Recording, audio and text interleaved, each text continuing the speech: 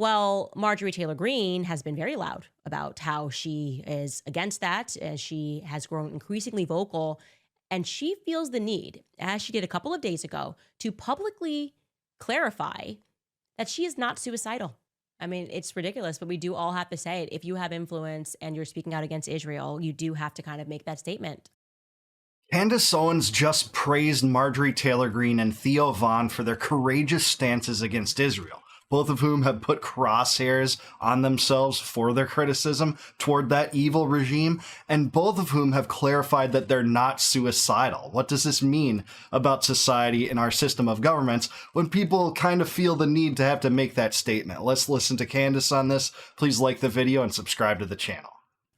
Anyways, further to that point, I had done, and if you have not watched it, you should jump into the Epstein series that we paused because this happened, where we talked about that, the hand of Midas, making these people executives. We're more successful because we're brighter. No, you're more successful because you're more corrupt. You're willing to lie, cheat, steal, and kill, actually, to get whatever it is that you want. And the Jeffrey Epstein story has all of those elements, right? And our government, I think actually it was the day that Charlie was killed, quietly voted, we're not going to actually release any Epstein files. Wow, how do they maneuver that? Well, Marjorie Taylor Greene has been very loud about how she is against that, as she has grown increasingly vocal, and she feels the need, as she did a couple of days ago, to publicly clarify that she is not suicidal. She wrote, "I am not suicidal, and I'm one of the happiest and healthiest people that you will meet. I have full faith in God, and Jesus Christ is my Lord and Savior. As a sinner, I am only saved through his grace and mercy. With that said, if something happens to me, I ask you all to find out which foreign government or powerful people would take heinous actions to stop the information from coming out. Not only about this issue, but because of the truth that I have been speaking. The people understand what I am saying. Yes, we are the people, and we understand what you are saying.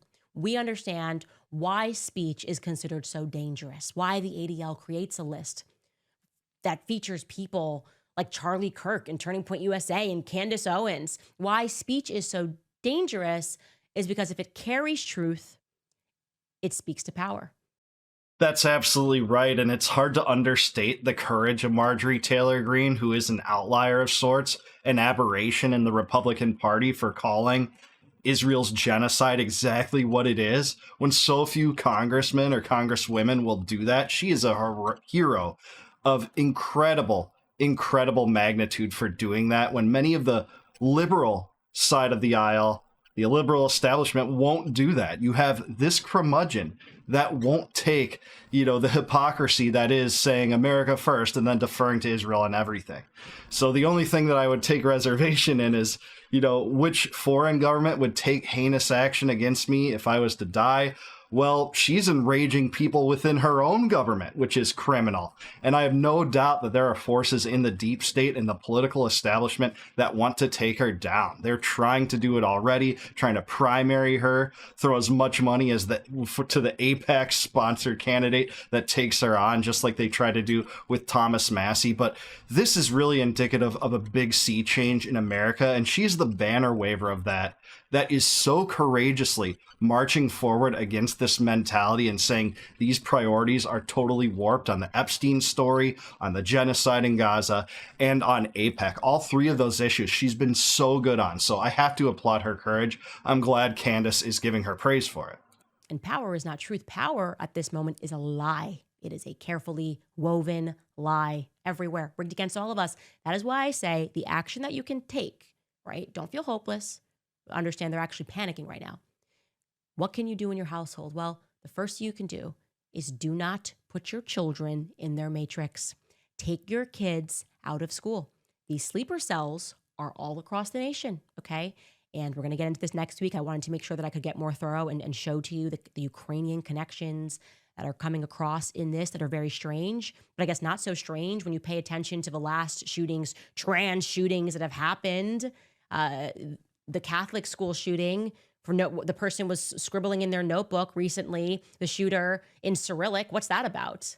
What's that about? Why do we suddenly have Russian speakers that are involved in these sorts of things? We are looking at a program And we're going to speak more about that because you have to understand it is dangerous what is happening right now. It's a dangerous game. And we're playing with dangerous people. And if it ever needed to be said, I am certainly not suicidal. I'm angry.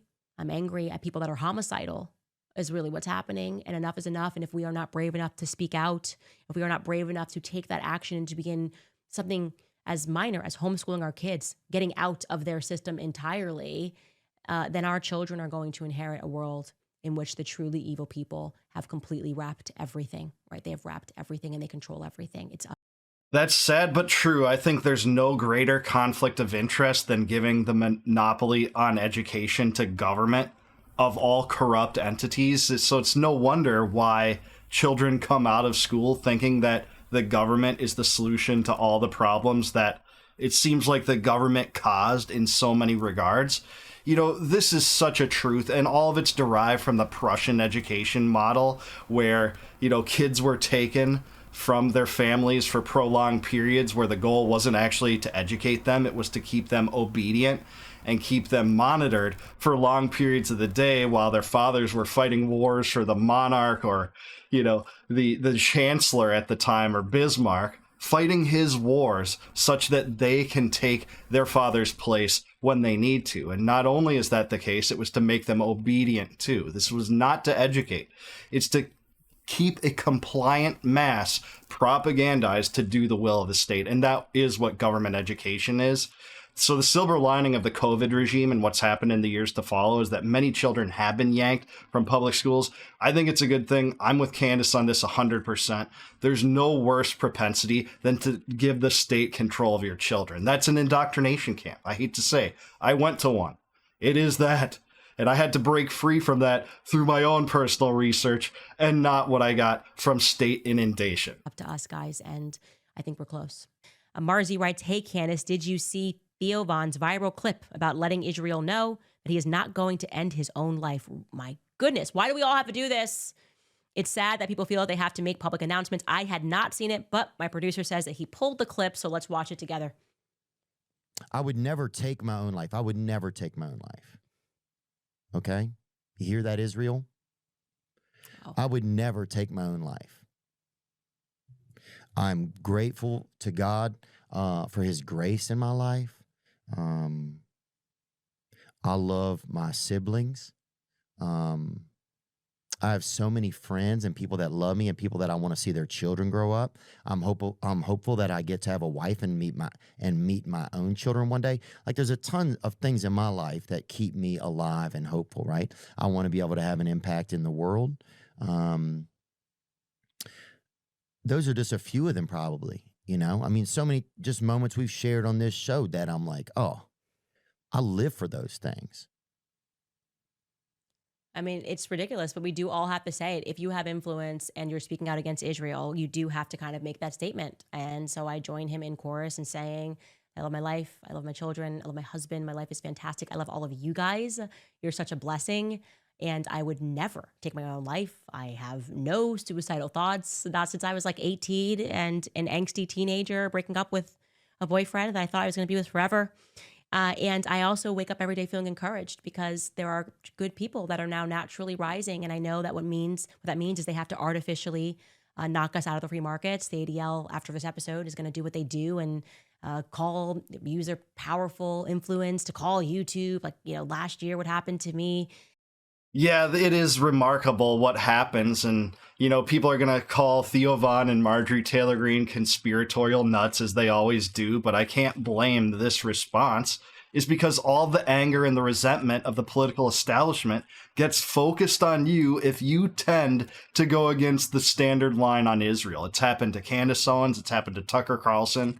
You saw that massive pressure campaign against Charlie Kirk. It happens to all these people. The sharks are swirling in the water against Megyn Kelly right now, a rigid Zionist that can't help but proclaim her allegiance to Israel and how pro-Israel she is, but had the nerve to platform Marjorie Taylor Greene by having her on her show. and had the nerve to say, hey, no one under 30 supports Israel, which is not a far stretch from the truth, by the way. This is the ire and indignation of the Israel lobby and their fiercest acolytes and their fiercest foot soldiers on the ground in the United States, what they do. So I can't exactly blame Marjorie Taylor Greene and Theo Von for saying these things, and I'll join the chorus. I'm not suicidal. I love life, and I love how many people, good people, like Theo Von and Marjorie Taylor Greene are turning against Israel. And I'm prepared for that battle because I know that we cannot let our children inherit this world. We cannot allow our children to inherit a satanic a satanic organization that is happening across all of our countries simply because we were cowards. That can't be the thing. So I love Theo Von. He's great. I love that he has found so much success. He cracks me up. He really does. He's so funny and so talented.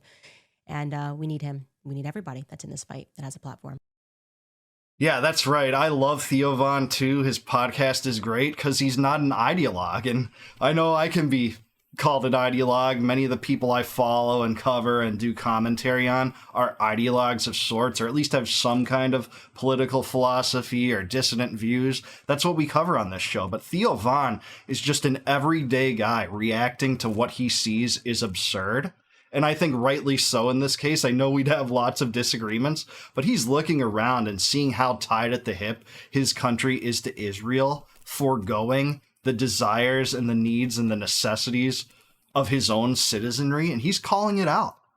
And he's a big name in a big, trend toward the independent media, and he's had big interviews with Thomas Massey and people that speak the same tune, open minds, and are leading people to an area in which it's more palatable from the mentality of the true America First doctrine. That doesn't mean defer to Israel on wars and, covering up the Epstein scandal and looking the other way at the genocide in Gaza. That means actually prioritizing the needs and desires of Americans first.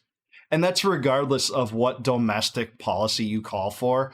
I'm a radical right-wing libertarian. I don't want, single-payer healthcare. I don't think that's, either moral or feasible. I don't want single payer college for all. That's not free, by the way. You'd have to take money from people to pay for it. No scarce commodity is free. It requires the iron hand of government to engage in extortion to provide that, just like it would to provide food or shelter or cars. That's not what I want. But at the same time, I would still rather have that kind of system. That a system that shovels countless billions of dollars into the coffers of Benjamin Netanyahu and Vladimir Zelensky. That's what I don't want. I don't want these empire building schemes that have buried my country under the water in terms of debt, expanded and exploded inflation, attracted all sorts of enemies across the world. And those are some things that Marjorie Taylor Greene on the political side and Theo Von on the independent media side are speaking to. And I couldn't agree with Candace more. These two are very courageous in their respective fields and their respective atmospheres. And I think they should receive some adulation for it. They're getting it, man. Marjorie Taylor Greene is making a serious name for herself as a trailblazer and a potential candidate in 2028. Now, do I think the Israel lobby will allow her anywhere close to the presidency? No, but man, does she have my support. The only person in Congress I would support more is Thomas Massey if he chose to run. But it would only be a symbolic run to message because she can't be allowed close to the presidency, nor can he because of their views on this issue especially. But that's changing, man. The trends are shifting. Younger people are fading away from utter inevitable allegiance to Israel, and in a good way. This is a good trajectory, if you ask me. So we'll see what comes from it. I just don't think it'll be in the next 4 years, probably in the next 10.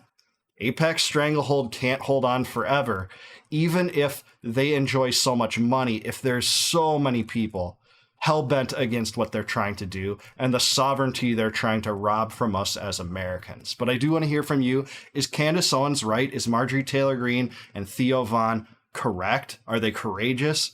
Is it a sad state of affairs where people have to announce that they're not suicidal for fear that the animosities against them will culminate in some kind of atrocity? Let me know in the comments down below. Please like the video, subscribe to the channel, subscribe to Tucker, or not Tucker, Candace Owens as well. I love this segment. Thank you for covering these two, Candace. And if you like my commentary or this video, click the join button below. You can help support the channel, and I'd really appreciate that. That'd mean the world to me if you go that length to support me. And in return for that, though, I'll give you a gift, and that's immediate access, advanced access to all of my videos before they go live to the general public on YouTube. So you'll be able to view all the members only videos before anyone else. Till I see you guys next time, no more war, no more debt, no more inflation, and no more empire. Peace out, guys. Catch you in the next one.